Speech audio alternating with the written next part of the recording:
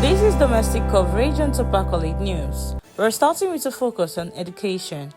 Government Secondary School Namnai in Gassol local government area of Taraba State is at the center of public outrage after its building collapsed on students during a delayed WAEC examination. The exam, initially scheduled for 2 p.m., reportedly began around 5:30 p.m. due to widespread logistic issues. As the test commenced, a heavy downpour accompanied by strong winds battered the area, causing the dilapidated school structure to cave in on students, teachers, NYSC corps members, and WAEC external invigilators. While no deaths were recorded, several students sustained serious injuries and were rushed to a nearby health center.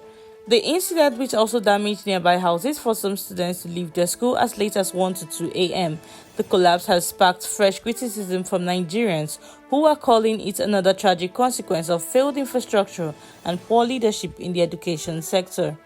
Still in education, former Vice President Atiku Abubakar has condemned the disturbing reports of Nigerian students writing their WAEC exams in darkness and unsafe conditions, describing the situation as a national disgrace and a reflection of deep-rooted failure in the education system.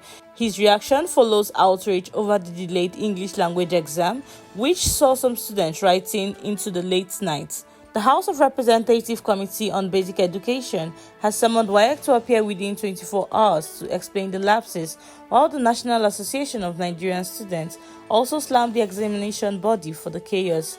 Atiku called for urgent reforms, saying the incident highlights the country's inability to maintain even the most basic education standards. Now in safety, at least 21 people have been confirmed dead and scores are still missing after a devastating midnight flood swept through Mokwa local government area of Niger State on Tuesday night. Triggered by hours of heavy rainfall, the flood submerged over 50 homes, catching residents and commuters off guard. Several vehicles, including trucks and private cars, were also trapped as flood waters overwhelmed roads. Rescue efforts are slow to begin, leaving many to fend for themselves in the chaos. Among the recovered bodies were a woman and her 2 children, while survivors are currently receiving treatment at the Mokwa General Hospital. The Niger State Emergency Management Agency confirmed the disaster and said search and rescue operations led by local divers and volunteers are still underway. Now in politics, former Senate President and PDP Board of Trustees Chairman, Senator Adolphus Wabara, has slammed President Bola Tinubu's recent claims of reviving Nigeria's economy, calling them a slap in the face to millions of Nigerians battling inflation, hunger, and poverty. Wabara argued that if true progress has been made, the results will be visible in everyday life, particularly in market prices and living conditions. He urged the president to stop making rhetorical claims and instead focus his remaining 2 years in real reforms, especially on taxes, stifling businesses, and worsening hardship. Wabara also linked rising insecurities to food shortage, accusing the APC of reversing economic gains made under previous PDP governments. Nonetheless, he expressed confidence that the economy would recover if the PDP returns to power in 2027. Still in politics, aggrieved members of the All Progressive Congress in Etiosa, East Lagos, have urged President Bola Tinubu to set up a panel to probe alleged manipulation in the party's recent chairmanship and councillorship primaries. In an open letter released on Thursday, the group under the name Concerned APC Stakeholders accused party leaders and electoral committee of ostracizing electoral fund to favor preferred aspirants, particularly highlighting the case of incumbent chairman Honorable John Campos Ogundare. Despite Ogundare's record of performance in security, environmental reforms, and youth empowerment, the group claims he was unfairly denied the party's ticket. Describing the primaries as a betrayal of democratic values, they warned that the internal crisis could jeopardize the party's future in the area, which it lost to Labour Party in the 2023 general elections. They appealed to Tinubu to intervene to right the wrongs and restore faith in the party's internal processes.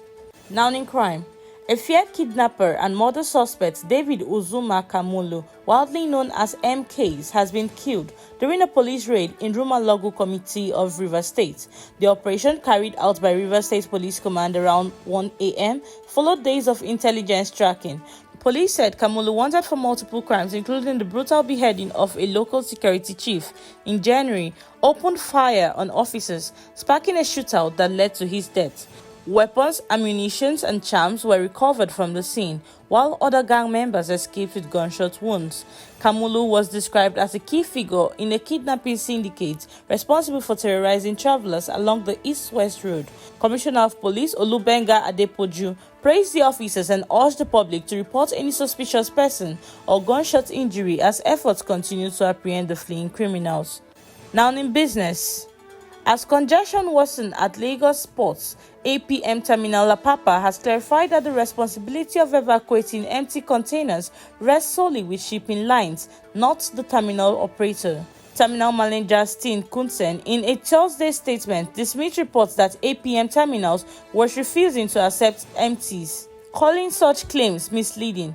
He explained that raising import volumes have led shipping lines to prioritize offloading laden containers over removing empties, causing a yard space crunch. He emphasized that the accumulation of empty containers is disrupting terminal operations, prompting temporary restrictions. He appealed to stakeholders' patience while assuring that the terminal is working with shipping lines and authorities to expedite evacuation. Stressing APM's commitment to efficiency and professionalism, Kudusu reiterated that the core issue lies in systemic container traffic imbalance, not terminal failures. That is the domestic news update for now on Top Accolade News. Do stay with us for more domestic updates and development. I am Blessing Bassi.